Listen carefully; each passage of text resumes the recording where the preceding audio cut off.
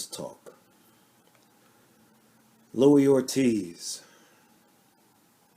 What a dummy.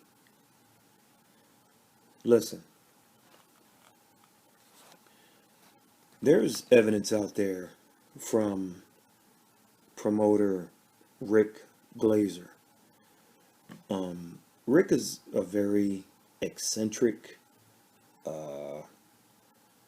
unconventional, peculiar, if you will, type of guy. And he says and does a lot of off the wall stuff. And he breaks down how Guillermo Rigondeaux is really like 43 or 44 years old and not 38 or 39. So he did the math dating back to the Cuban amateur classes and the the Olympic coaches and the Olympic teams.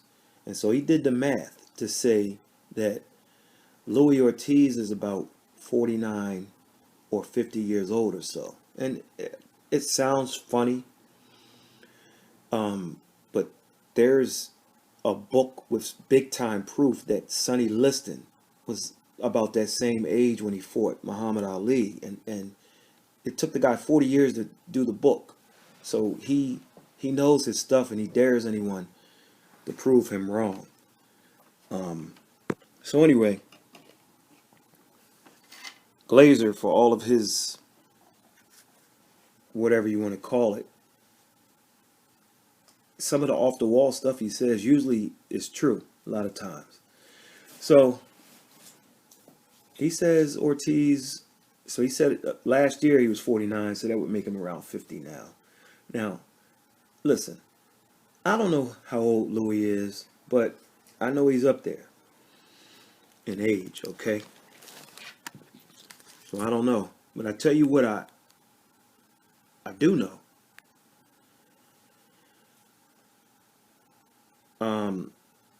His purse for Deontay Wilder was $500,000.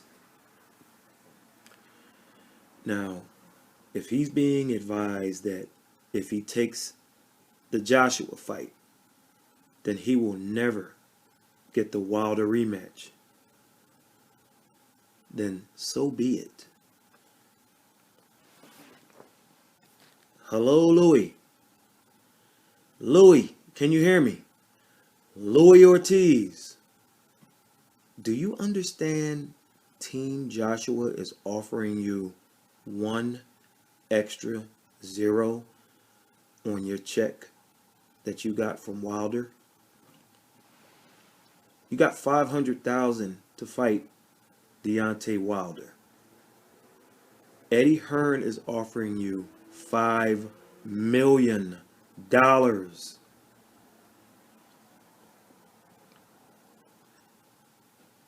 If you take it, you won't get a Wilder rematch. And I don't like to curse, but I'm gonna curse here. So fucking what? You beat AJ, and Wilder will have to come to you. You know what I mean? You won't have to look for him.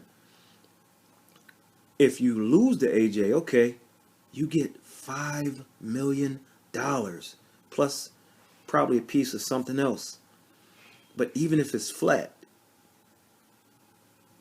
you got $500,000 for fighting Wilder. You're getting $5 million for AJ, and so you lose. You get $5 million. I mean, it's like it's a no-brainer, and maybe a shot later on at Tyson Fury at some point. He has a belt too, you know. and all that talk about AJ avoiding you back in the day, well, even if he did, here's your shot. You know, you remember when Klitschko was prepared to fight Fury in the rematch, and it was a rematch I thought Klitschko was going to win. So did Fury. And so he kind of lost his mind.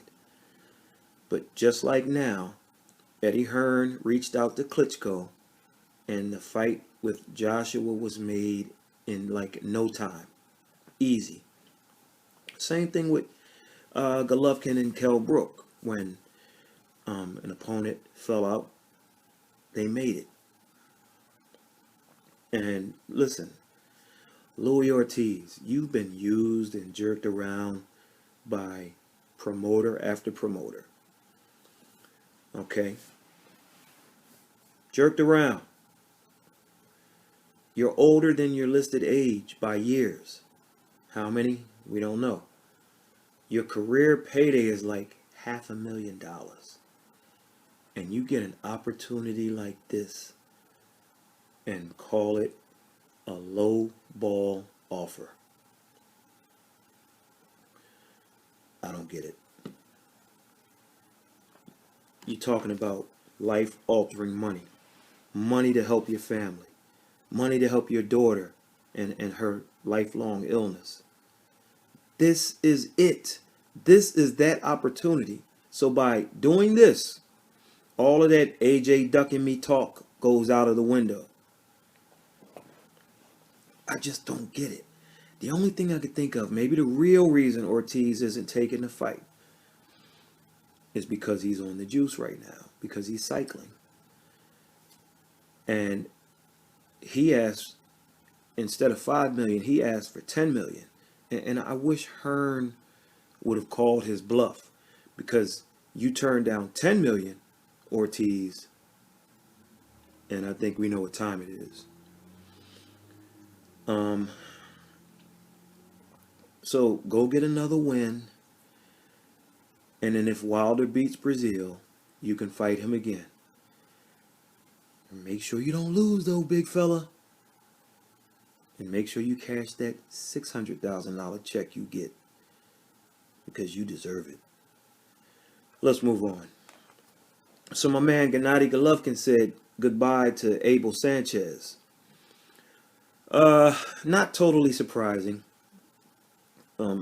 If you recall, with the way Abel Sanchez threw Golovkin under the bus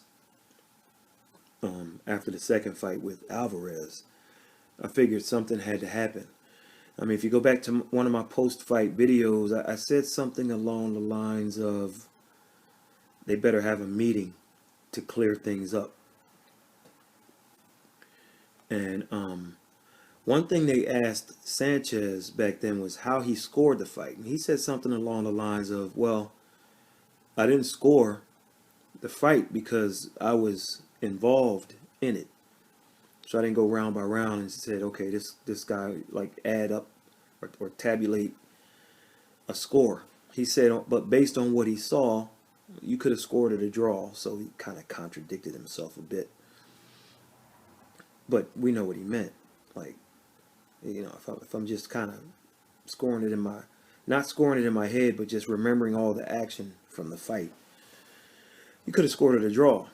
And you just don't do that. You don't do that. Even if you believe it, you just don't say that publicly. It's a close fight. You stick with your guy. And I believe Sanchez made those comments out of anger. And he was angry based on his other comments after the fight. He covertly or not so covertly blamed Golovkin for the loss by saying Gennady decided to fight his own fight and didn't do anything they worked on in training.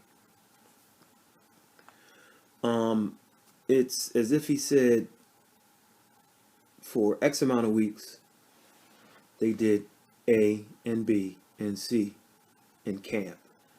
And then on fight week, they continued to work on A and B and C. Then in the dressing room, the night of the fight, they went over what they needed to do that night, which was to use the plan of A, and B and C, like they've done the entire time in camp.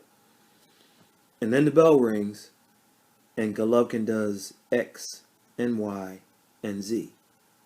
Not just in round one, but the entirety of the fight.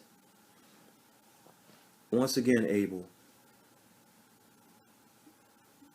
you go with your charge to the locker room, and you keep the rest of that stuff in-house. You don't make public statements immediately after the fight. You just don't do it. And you just keep it in-house for the next 10 years until you write your autobiography or something. Then you can talk about, hey, Gennady didn't listen, whatever. Or you simply never say anything about it. At worst, or at best, you say it in a way where you're just not flat out pointing the finger and throwing your guy under. And Gennady remembered that stuff. And I think this led to the demise. Now, I'm sure Abel will have a response. And my guess is he's going to be bitter about the boxer-trainer relationship being over. That's my guess.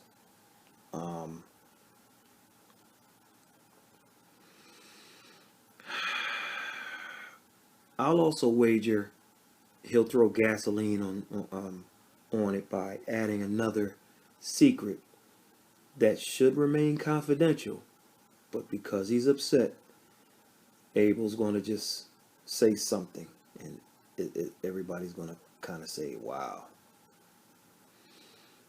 I like Abel, okay? I mean, I text him from time to time, and I chat with him on occasion at events. I disagreed with him on how they should proceed to fight fire with fire in terms of Saul Alvarez and his stacked hand reps. And I texted him and I gave him a few options, and while I respect his responses, I didn't agree. So don't be shocked if Abel gives a rebuttal, and don't be shocked if Tommy Loeffler jumps into it, if he jumps into the mix and gives a response of his own. I just sense something's coming. A similar situation happened between Bernard Hopkins and Bowie Fischer back in the day. Bowie Fischer was his trainer. And in the end, it all came down to money. And I wouldn't be surprised if it also happens here. Let's move on. Claressa Shields doing her equivalent of clickbait. Talking about how she beat up Keith Thurman and give Golovkin a run.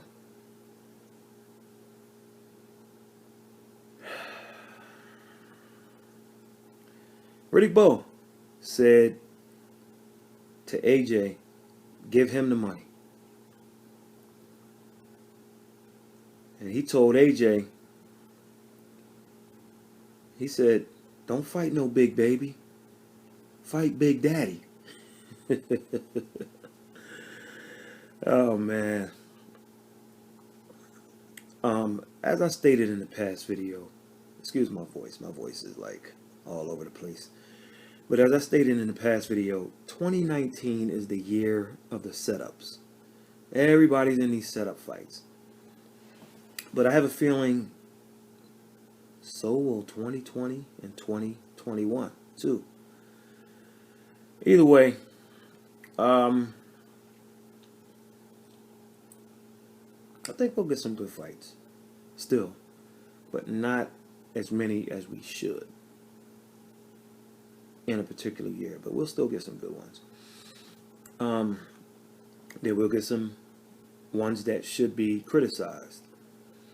I mean, you got Gary Russell Jr., who rarely fights, deciding to go from a decent fight where press row was split with its scoring.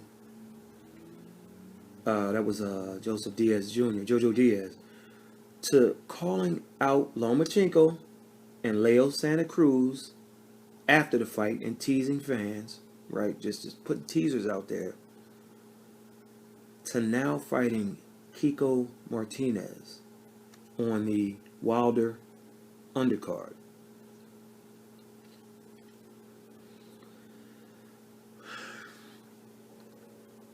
Call him out. People talk about Crawford or Lomachenko's opponents. Why? I'm not sure. But look at Gervonta Davis and Gary Russell Jr. I mean, I have an idea. Instead of fighting these has-beens and never-wases, Gary, Gervonta, why don't you guys fight each other after this? At least that'll get a passing grade from fans and media, despite the size difference. Wilder versus Brazil is acceptable. I mean, Brazil's paid his dues. Of course, Hurd versus Williams is a good one, and you have to respect Hurd. I mean, he's building a nice little resume. I don't know how long his prime will be taking those shots in order to get his off, but hey. You got Rob Brandt, who may seem like a dummy, but he's not. Rob Brandt upset Ryota Murata last year in Vegas, and Murata was supposed to beat Brandt and then fight Golovkin in the Tokyo Dome in front of 60,000 for Murata's WBA strap. So why should Rob Brandt, who upset Murata in Las Vegas, now as the champion go to Tokyo to fight Murata? Why should he do it? Listen up to this, Luis Ortiz. For the Money.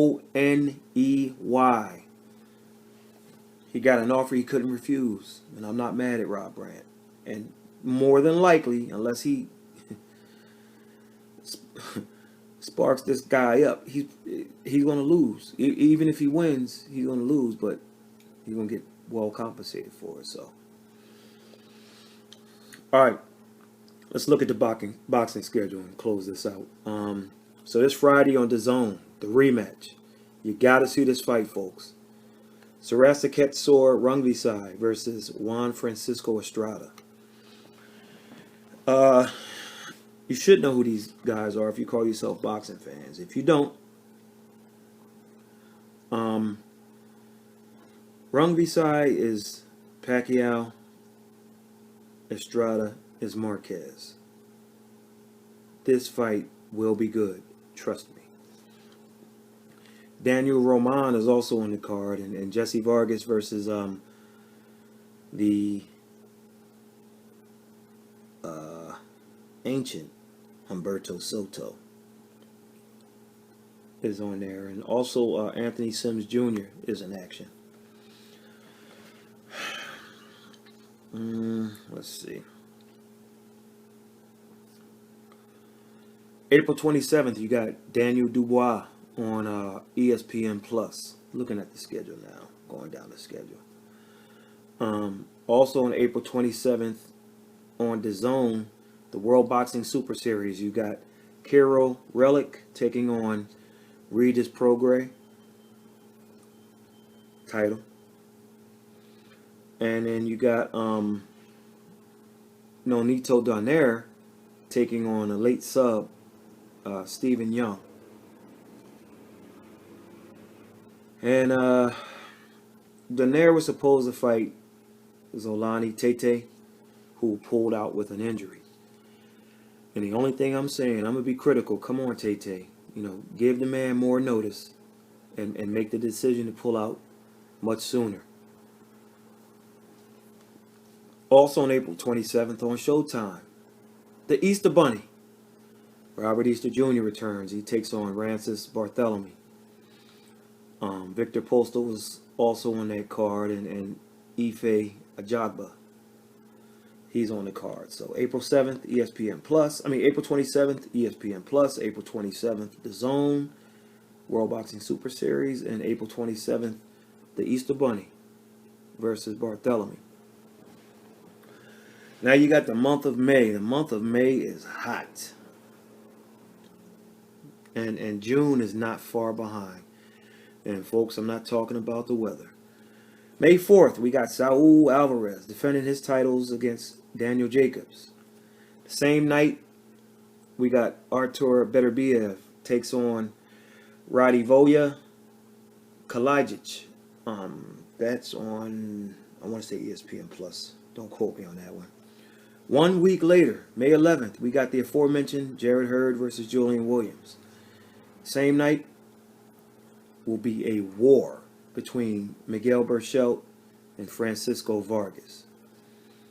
1 week later, May 18th, Deontay Wilder takes on Dominic Breazeale. And we also have the return of Billy Joke Saunders on ESPN Plus. Wilder versus Breazeale will be on Showtime. 1 week after that, still in the month of May, May 25th, we got the heavyweight debut of Alexander Usyk. He takes on Carlos Takam. That's the FightJournal.com will be at that fight. Will be at the Deontay Wilder fight. Will be at the Jared Hurd fight. 1 week later, June 1st, Anthony Joshua versus to be determined. It'd be funny if it was the Klitschko rematch again, right? Not likely, but we plan to be there for that. June 8th, we got Oscar Valdez on ESPN. Also June 8th, the return of Triple G, this time on The Zone. We might be at that one too. That's in New York. June 15th, 1 week later, Tyson Fury returns. June 21st, the rematch. Andrew Cancio takes on Alberto Machado. He upset Machado last year. June 23rd, another rematch. Tony Superbad Harrison set to defend the title he took from Jermell Charlo. Should be a good one. July 20th, Fox pay-per-view. Manny Pacquiao versus Keith Thurman Jr. That'll be interesting. And we'll stop here. July 27th, Gervonta Davis returns, goes home to fight, possibly against Yuriorkis Gamboa. So check the schedule out, and we'll see you in Vegas. Catch you in the next one.